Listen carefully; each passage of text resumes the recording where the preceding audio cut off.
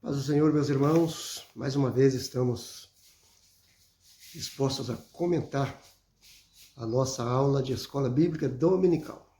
Nós vamos comentar alguma coisa sobre a lição de número 8, que tem o tema Comprometidos com a Palavra de Deus. Diz o texto áureo da nossa aula: Bem-aventurados os que ouvem a palavra de Deus e aguardam. Lucas, aliás, capítulo 11. Evangelho escreveu Lucas, capítulo 11, versículo de número 28. É bem-aventurado aquele que ouve a palavra de Deus e guarda. Bem-aventurado, você já entendeu, significa muito feliz. Então, feliz é você que ama, que lê, que ouve e guarda a palavra de Deus. A verdade prática da lição diz que a autoridade divina da Bíblia ela é muito interessante, irmãos, muito importante e deve ser muito observada, a autoridade da palavra de Deus. Ouça bem, a autoridade divina da Bíblia deriva de sua origem em Deus, e isso por si só encerra a suprema autoridade das Escrituras, como plena e total garantia de infalibilidade. Ou seja, a Bíblia é garantidamente infalível, porque a sua origem está em Deus. Foi o próprio Deus quem inspirou os profetas, os reis, os apóstolos, enfim, cerca de 40 escritores escreveram os livros sagrados que estão na Bíblia. E eles foram direcionados, inspirados em um período de aproximadamente 1.600 anos do primeiro escritor, que é Moisés, ao último escritor, que é o apóstolo João. Então, todos eles falaram inspirados por Deus. E todos eles, ou nenhum deles, sabia que o que estava escrevendo seria visto pela humanidade, como temos hoje, como Bíblia Sagrada. Tinha o seu propósito específico ao escrever. Porém, não sabiam disso, que se tornaria um livro associado a demais livros que formariam o chamado livro Bíblia, que dá a sua origem de biblioteca, porque são 66 livros reunidos em um só livro. Então, hoje nós temos aí a Bíblia em nossas mãos. Nós temos, no tempo da modernidade, nós temos a Bíblia impressa, temos Bíblia digital, temos várias maneiras de possuir a Bíblia. E nós devemos, então, aproveitar essa facilidade que temos hoje de manusear, de carregar, de ter a Bíblia, de usar a Bíblia. Não esquecendo que ela é a palavra de Deus. Não importa se você tem uma Bíblia impressa, né? Se você tem uma Bíblia digital, aliás, você deve ter as duas. Não troque a Bíblia impressa. Certo aqui, ó. Não deixe de carregar essa palavra. Não deixe de carregar esse livro. Ele te identifica aonde você está, como servo de Deus, como igreja. Use a Bíblia digital, use a Bíblia do celular, do computador, mas valorize esse momento de ter em mãos a Bíblia, de folhear os livros, de ler, inclusive de portá-lo quando vai à igreja, à casa de Deus, coisa que algumas pessoas já não fazem, que é levar a Bíblia para a igreja. Nós precisamos manter isso porque é muito importante. Mas a valorização não está somente nisto. A valorização da Bíblia ou da palavra de Deus está no fato de nós acreditarmos nela como a regra de fé. Aliás, a única regra de fé que nós temos, a Bíblia Sagrada, a palavra de Deus. Então a verdade prática está dizendo para nós que ela é a inerrante, a infalível palavra de Deus. E isso tudo porque a sua origem é Deus. Ele é aquele que inspirou a Bíblia Sagrada. Vamos para o comentário da nossa lição. Nós não queremos ser muito extenso. São 3 tópicos importantes. A gente vai ler algumas coisas e trazer um breve comentário te ajudando a entender algumas coisas da lição.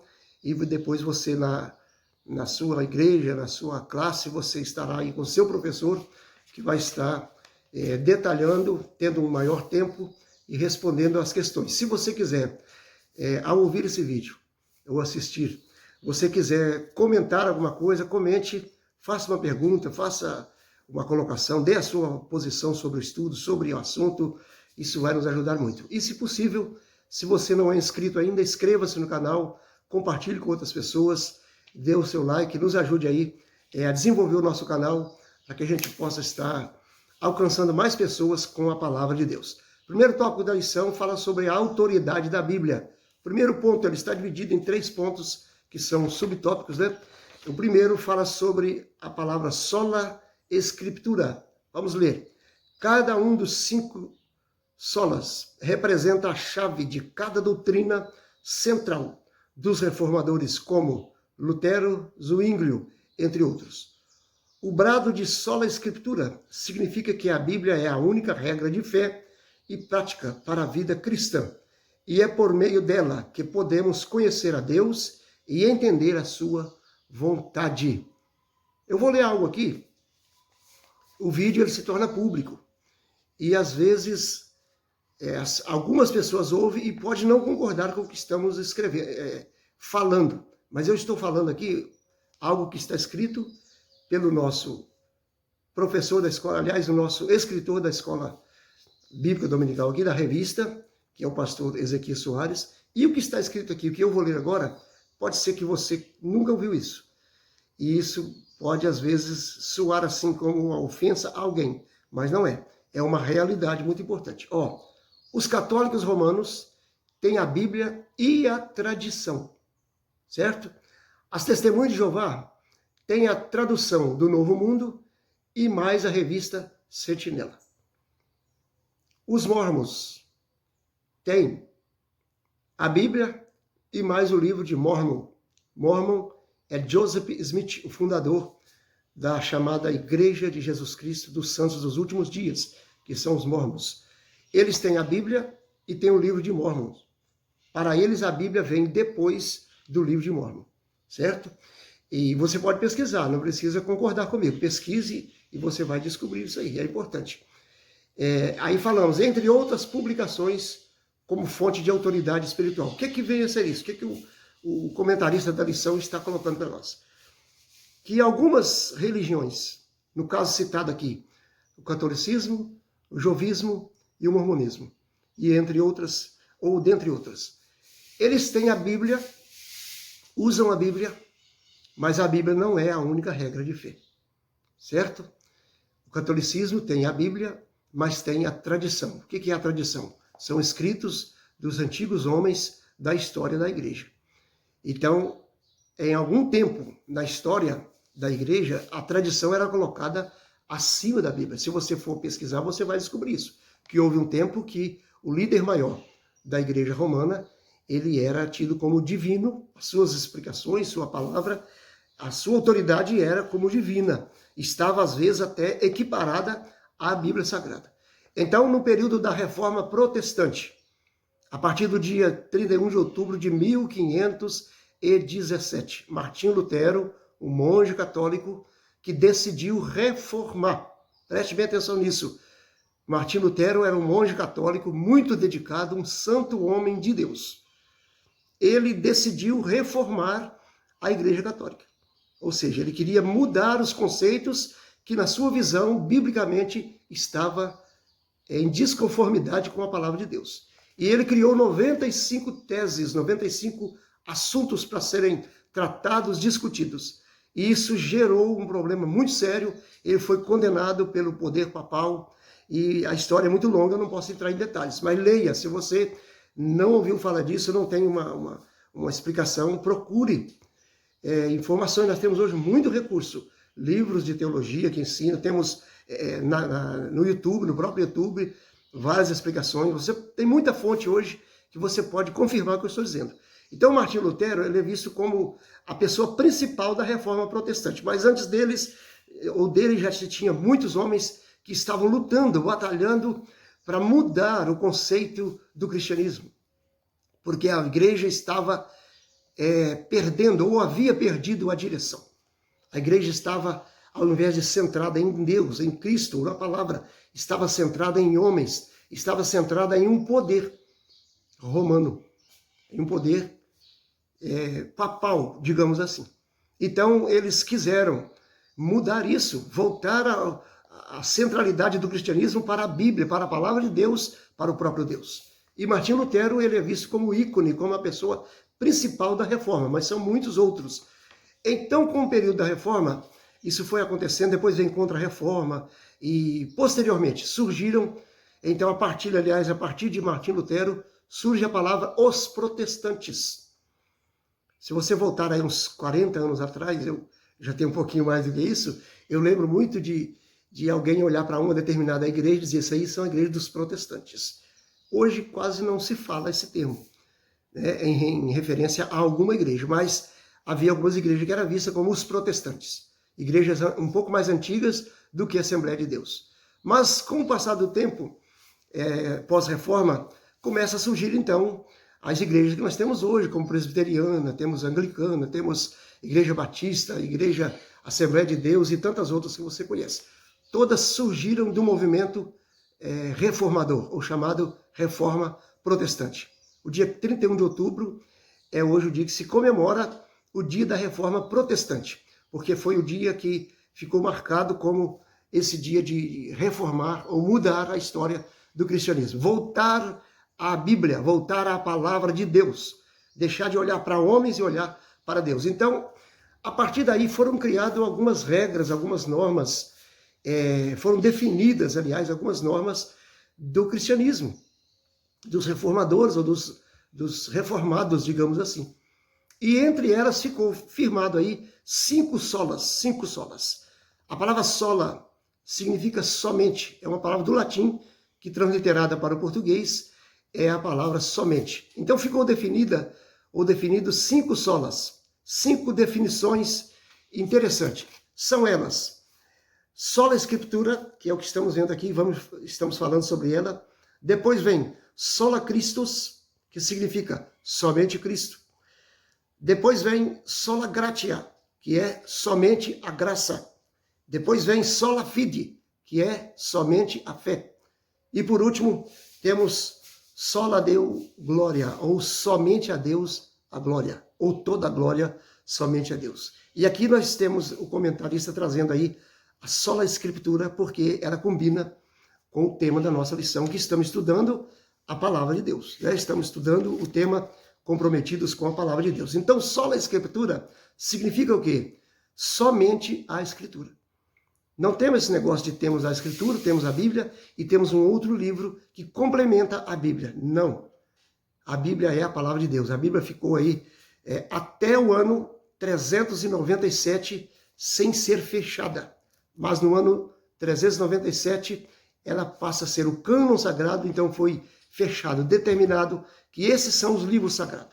Porque existiam dezenas, centenas de livros escritos por outras pessoas que foram considerados não perfeitos e não inspirados por erros de ideias, por coisas que não combinavam com os princípios dos que estavam determinando o cânon sagrado ou a medida da Bíblia Sagrada. Tudo isso, irmãos, é muito profundo, é matéria de teologia, da matéria bibliologia, mas depende de muito tempo para explicar em detalhes. Você que não tem oportunidade ainda de fazer um curso teológico, se surgir oportunidade, faça. Isso é importante, você saber dessas coisas, isso é muito interessante.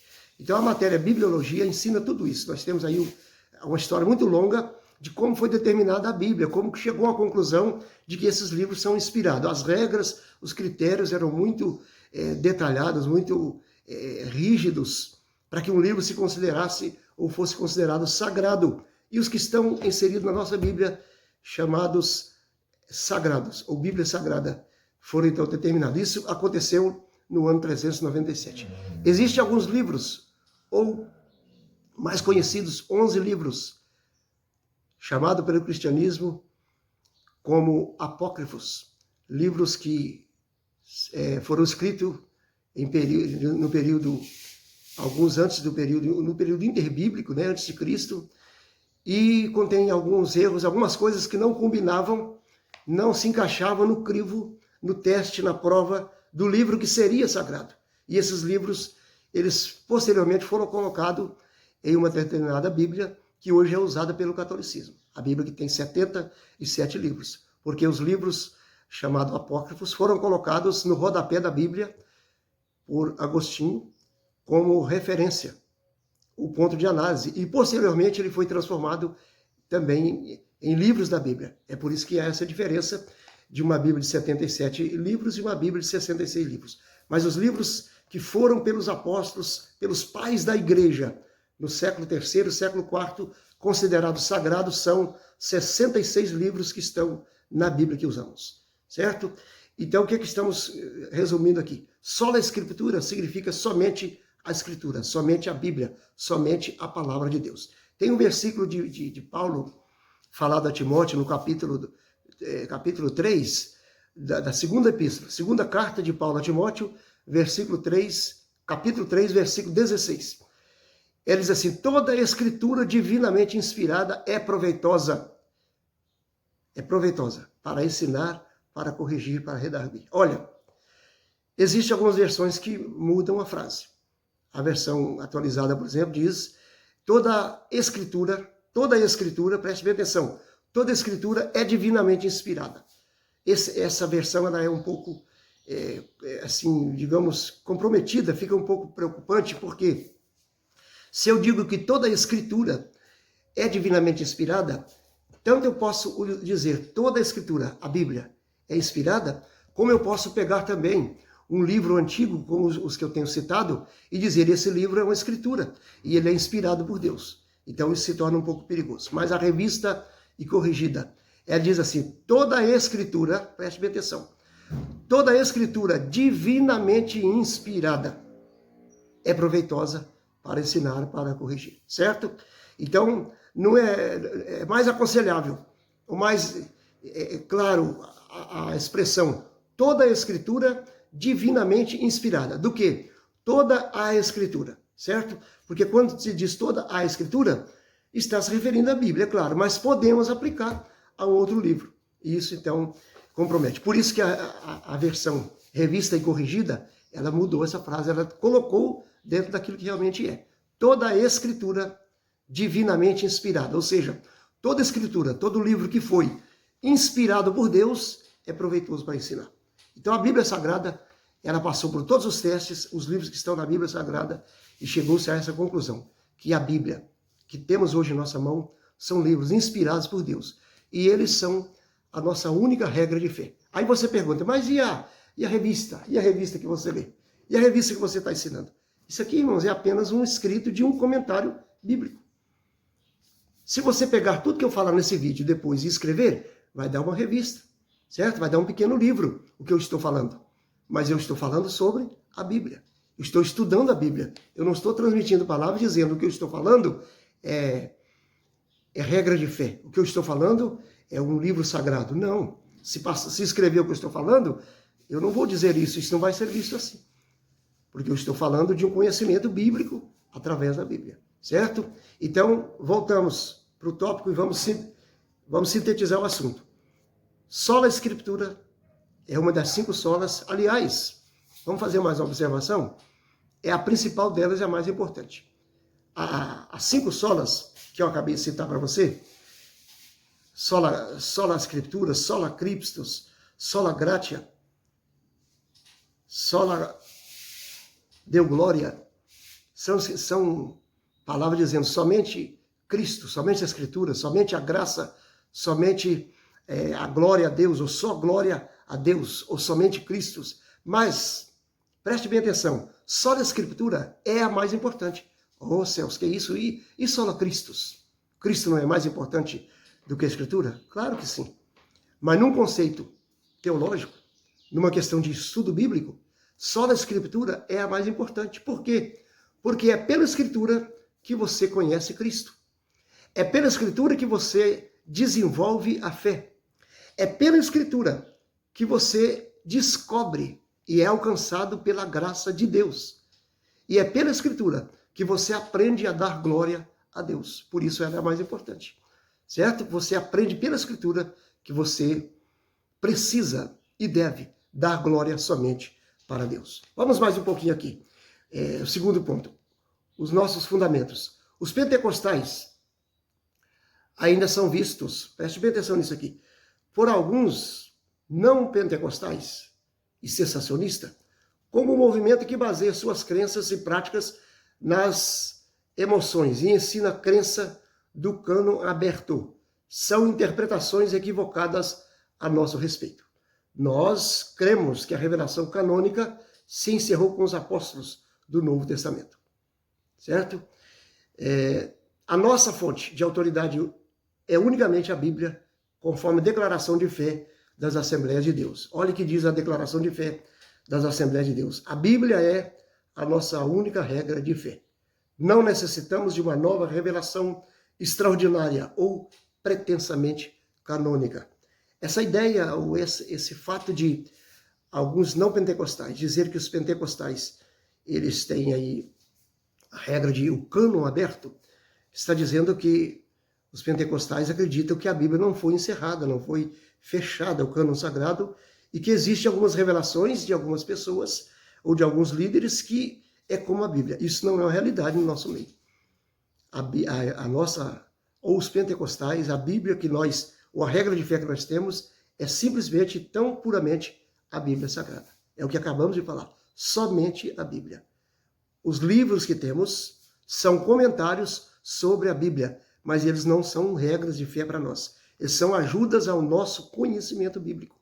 Mas a regra de fé é a palavra de Deus. Ainda é a palavra de Deus. Só ela é a regra de fé para a salvação. Terceiro ponto da lição, ou do segundo tópico, vai dizer, nós não somos deístas. Olha aí.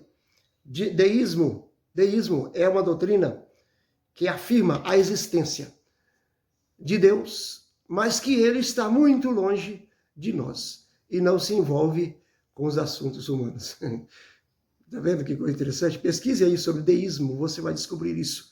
É como se Deus criasse, aliás, ensinam isso. Deus criou o homem e deixa ele à vontade. Sabe por que existe esse tipo de religião, ou de crença, ou de teologia? É porque as pessoas querem viver a seu bel prazer. As pessoas querem viver como eles gostam de viver. Que Deus criou o homem, Deus é o Criador, mas Deus não interfere na vida do homem. Se o homem quiser fazer tudo de errado pensando que é certo, ele pode fazer, Deus não vai interferir. Isso não é a realidade. Deus, ele criou o homem, mas ele cuida sempre do homem.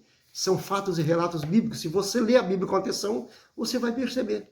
Deus cuidando, Deus interagindo, Deus falando, relacionando constantemente com o homem.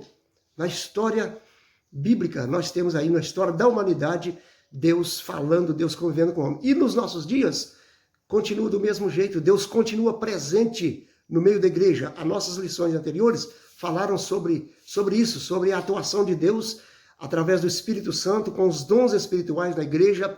Deus sempre trabalhando, Deus sempre falando, sempre fazendo aquilo que é necessário fazer na igreja. Então Deus não criou o homem e deixou o homem ao léu. Não, Deus cuida sempre do homem. Segundo tópico da lição, o zelo pela doutrina. Aí vem o ensino ou instrução. Primeiro ponto. A palavra doutrina vem do latim doctrina, ou doctrina, que literalmente significa ensino ou instrução. O que vem a ser isso, irmãos? Houve uma mudança. Você que é evangélico, você que é cristão há 30, 40 anos, como o meu caso, você sabe que houve uma mudança. Antigamente, falando de 40 anos atrás, 30, 20 e poucos anos, quando se dizia, vamos ao culto de doutrina, as pessoas sabiam que ali o pastor, o ensinador, ele ia falar muito sobre costumes de igreja. E isso criou na mente de algumas pessoas, e isso ainda está incutido na mente de alguém, que existe igreja com doutrina e sem doutrina. Mas na verdade não, toda igreja tem doutrina. Toda igreja tem doutrina, toda igreja tem ensinamento. Só que divergem os ensinamentos. São baseados na Bíblia, na palavra de Deus, mas às vezes há interpretações diferentes e aplicações diferentes do texto por parte de algumas igrejas. Então, o que vem a ser isso? Ensino, ou doutrina é ensinamento. São duas formas de se aplicar. Você cria uma doutrina, você cria um ensinamento, uma regra de fé, por exemplo, doutrina da salvação, doutrina do pecado, certo? Doutrina dos anjos, doutrina de Deus, está se falando ensinamento de Deus, ensinamento dos anjos ou sobre os anjos. É ensinamento do Espírito Santo, sobre o Espírito Santo, ensinamento sobre a salvação, ensinamento sobre a palavra de Deus, ensinamento sobre o pecado. São doutrinas bíblicas sobre esses assuntos. E o culto de ensino? O culto de ensino é um culto que se vai ensinar a palavra de Deus. O que mudou? Mudou que antigamente o pensamento era que doutrina era ensinar sobre corte de cabelo, sobre roupa, sobre vestir. Lógico, isso faz parte de bons costumes de uma igreja que deve ser observada. A Bíblia diz que os maus costumes, as perversões, as mudanças, elas corrompem os bons costumes. Nós temos que ter muito cuidado. Os bons costumes devem ser observados, devem ser preservados. Certo? Temos que observar muito isso. Mas vamos entender. Culto de doutrina. Hoje é chamado o culto de estudo bíblico. Certo? O culto de ensino. Porque a palavra doutrina é ensino. Então, seja ele escrito, determinado como uma regra, ou seja ele aplicado no dia a dia do curso. Quando você pega uma criança sua e ensina para ele como trabalhar dentro da sua casa, como cuidar da casa, você está ensinando, de uma certa forma, você está doutrinando ele. Você está aplicando o ensino, como ele deve trabalhar, como deve fazer. Isso é ensino, certo? É apenas uma ilustração. Mais um pouco. Conteúdo da fé. A palavra doutrina se aplica também a um corpo básico e coerente do ensino cristão, como os credos. É exatamente o que eu acabei de falar, certo? O que é um credo? É uma regra de fé. É um ensinamento que uma denominação define. Toda igreja precisa ter o seu credo. Preste bem atenção. Toda igreja tem um credo. Se você está numa igreja e você não sabe a sua origem, não sabe a definição, o que ela crê, o que se ensina, porque nós estamos vivendo uma época, no nosso país, há uma liberdade de culto. E há uma liberdade de se abrir uma inscrição, uma CNPJ, aliás, de uma igreja, fundar uma igreja, tendo um presidente, um vice-presidente, uma diretoria, né? E se abre uma igreja. E existem algumas pessoas que abrem uma igreja, mas ele passa a ser a regra de fé daquela igreja. Sabe por quê? As pessoas vão acompanhar o que ele fala, o que ele ensina. Então, observe onde você está, se a sua igreja tem um credo, um cremos, uma regra de fé. Busque saber da sua igreja o que é que ela crê. Nós temos a Assembleia de Deus, nós temos aí o nosso cremos. E nós, inclusive, temos um livro sobre isso hoje, atualizado pela CPAD. Temos a revista que nós estudamos aí, 2018, estudamos uma revista sobre o nosso credo, o nosso cremos, a nossa crença. Em que cremos? Cremos em um Deus Todo-Poderoso, subsistente em 3 pessoas, Pai, Filho e Espírito Santo. Isso é uma regra de fé. Cremos na operação dos milagres. E aí vai citando tudo que cremos. É uma regra. Então, o nosso credo, a nossa crença mostra isso, que nós temos uma fé na Bíblia, na palavra de Deus, em um Deus Todo-Poderoso, um Deus trino e uno. Um Deus único, subsistente em 3 pessoas, Pai, Filho e Espírito Santo. Está no nosso credo, que é extraído da palavra de Deus, certo? São regras de fé. Depois vem a nossa confissão de fé e a Bíblia. A nossa confissão de fé não é de autoridade particular, pois expressa o pensamento e a vida da igreja. Esse documento é submetido às Escrituras e estão de conformidade com elas. É o que eu estou dizendo aí. É uma crença, é uma regra de fé que foram elaboradas pela diretoria da igreja, pelos líderes da igreja, aceito em comum acordo, mas todos eles passados pela Bíblia, pela palavra de Deus. A Bíblia interpreta a própria Bíblia e o credo ele precisa ser interpretado pela Bíblia. Não se pode criar um credo, apresentar uma crença ou aquilo que cremos fora da Bíblia. Nós temos que crer em coisas que a Bíblia diz, porque se cremos em aventuras, corremos o risco de ser frustrado e perder o nosso foco. Vamos para o terceiro e último tópico para nós encerrar. Cuidado com os modismos. Irmão, isso aqui é bom lá na aula dentro da igreja, porque toma-se tempo e faz uma boa explicação. Mas veja bem, essa palavra, modismo, traz a ideia de moda. Se aplica também no campo teológico. São os eventos de doutrina que vêm e vão. Coisas que aparecem e de repente desaparecem, né? Coisas que têm caráter efêmero e passageiro, que para nada aproveitam. Em outras palavras, são inúteis e inaprováveis. Quem não se lembra do dente de ouro? Lembra? Lembro, você lembra. Depois veio o dom do riso, o cai-cai, sopro divino e tantas outras coisas. Não quero, eu particularmente, não quero dizer que Deus não possa agir em algumas situações que a gente não vai entender. Deus é soberano, ele não tem que dar explicação a alguém. Ele pode agir, e ele age sobrenaturalmente na igreja, e alguma coisa pode você dizer, mas e isso que aconteceu? De repente Deus agiu de uma forma, por um propósito, mas esses modismos que vêm e aparecem, isso é muito perigoso, porque de repente acaba e não se sabe a origem, e se torna muito perigoso. Então nós não podemos viver de modismo, certo? Não podemos viver. Hoje tem um modismo muito sério aí. Talvez você não concorde comigo, mas estamos vivendo uma época do modismo chamado o profetismo das lives. A pessoa pega um celular, assim como eu estou fazendo aqui. Só que eu estou fazendo um estudo bíblico. Claro que eu não estou puxando para o meu lado, não. Eu estou justificando que o que eu estou fazendo é um estudo bíblico. Mas há pessoas que ele pega todo dia, toda hora. Ele chega e diz, Deus tem para você isso, manda de falar isso hoje, isso. E aquilo é visto por 100, 200 pessoas. Será que Deus falou aquilo ali para 200 pessoas? Lógico que Deus pode usar isso para um propósito específico, sim. Mas nós temos que ter muito cuidado porque o conteúdo dessas lives são muitas vezes extra-bíblico, certo? São muitas vezes fora da direção de Deus. São modismo. Pessoas se intitulam, se autodenominam profetas. Tome cuidado, isso é muito perigoso. Muito perigoso. Analise bem o que você está acompanhando. Irmãos, eu estou com 31 minutos de vídeo.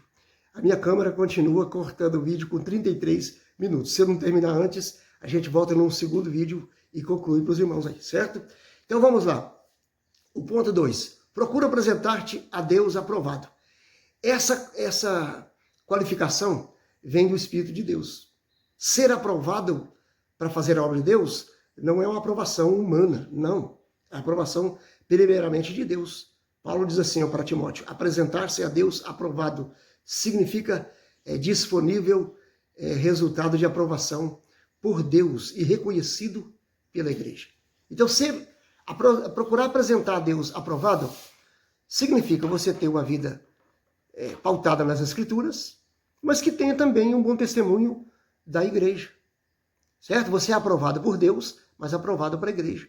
Não adianta dizer, eu sou aprovado por Deus, fui chamado por Deus, Deus me chamou, e eu sou profeta, eu sou pregador, eu sou pastor, eu sou isso e aquilo, mas eu não tenho uma aprovação da igreja. Eu não tenho uma boa reputação. As pessoas não me veem como um homem de Deus.